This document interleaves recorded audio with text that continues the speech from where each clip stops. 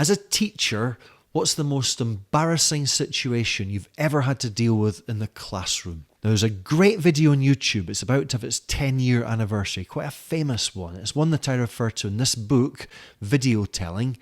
And in this video, I'd like to show you how to use it with your students.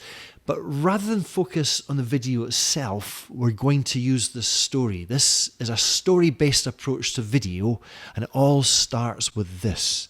This is what we refer to as a story pathway. This is a series of words and phrases that students will meet when they hear the story, and the important thing is that those words and phrases appear in the same order from top to bottom as they do in the story itself. And the idea here is to give students a sense of where the story is going from a language point of view. They can see the beginning, they can see the middle, and they can see the end. That's why it's called a pathway. And you can ask students to refer to the story pathway to predict what happens in the story before they hear it. You can also use it to clarify or pre-teach any potentially problematic or unknown words or phrases. And I suggest that when you tell the story, you leave it visible for everyone to see. Be kind to your students. And for you, the teacher storyteller, the pathway is a really useful thing to have in your hand. This is it right here. These are my notes. So here it is. Here's the story, an embarrassing phone call. Now, I wonder if you agree that 10 years ago, it was probably more common for people to make and receive calls, you know? I think that these days, it's probably more about WhatsApping, texting, audio messages, that kind of thing. But there was a time when it could be quite annoying in the classroom, quite disruptive for the teacher, for everybody really. And this story takes place in a college in Michigan in USA in 2014. It's about a teacher. He's an economics teacher called Mr. Barrows. And Mr. Barrows has a classroom policy for dealing with this specific problem. And I would ask students at this stage if they can guess what this policy is. And it's quite simple. If your phone rings in class, you have to answer it on loudspeaker so that everyone else can hear. And ask your students what they think about this policy. Is it a good idea? Is it a bad idea? Perhaps they can think of a situation in which things could go wrong. Anyway, it's a Tuesday afternoon.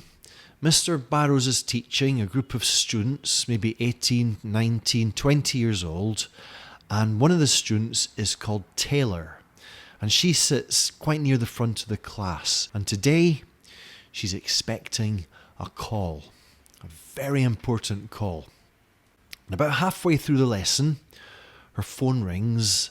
And we all know what Mr. Barrows says. He says, "Taylor, answer it on loudspeaker." And that's what she does. She says, "Hello?"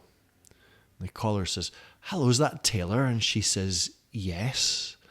And the caller says, "Hello, Taylor. I'm calling you from the PTC. That's the Pregnancy Testing Centre. This is just a quick call to let you know that we have the result of your test and it's positive." Now, Mr. Barrows immediately tries to interrupt Taylor and says, "Taylor, please take that call outside." But Taylor doesn't seem to hear him, and she continues. And things get even worse. The caller says, "Now, we know, Taylor, that you don't know who the father is, and we want to assure you not to worry because in situations like this, we offer counselling free of charge." And Taylor suddenly realises what's going on here, and she says, "Oh, okay, thanks very much. I'll call back later." And she hangs up the phone. And you can probably guess what colour Mr. Barrows' face is. I mean, he's turned red with embarrassment. And he says, "Taylor, I am so sorry. I am so sorry. I should not have made you answer that call on loudspeaker." And Taylor said, "It's okay, Mr. Barrows. I've been expecting that call. I've been expecting the result.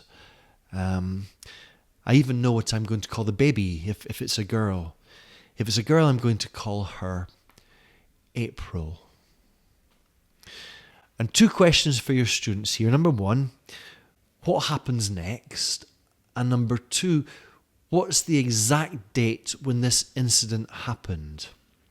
Now, perhaps you can guess the date through the name of the baby. That's a clue. This was April the 1st, 2014. This is a group of students playing an April Fool's prank on their teacher. Quite a great one, I think. What happened next is that, well, again, here's the clues, the 77 million views. Some students at the back of the class were secretly filming everything. They uploaded the video onto YouTube and it unexpectedly went viral. By its 10th anniversary, it's been viewed 77 million times. So on YouTube, the video is titled Best Classroom April Fool's Prank Ever. And it's a very amateurish video, but a very professionally delivered prank, I think. I mean, Taylor's performance is worthy of an Oscar, and Mr. Barrows takes it all very well. Now, if you'd like the full lesson plan, details below. It's actually one of 3 lesson plans, each of which makes use of a different prank call, all of them on YouTube. Also, if you'd like to find out more about this book, details below. And if you're interested in making use of your own stories to engage students, I might recommend this video for you right here.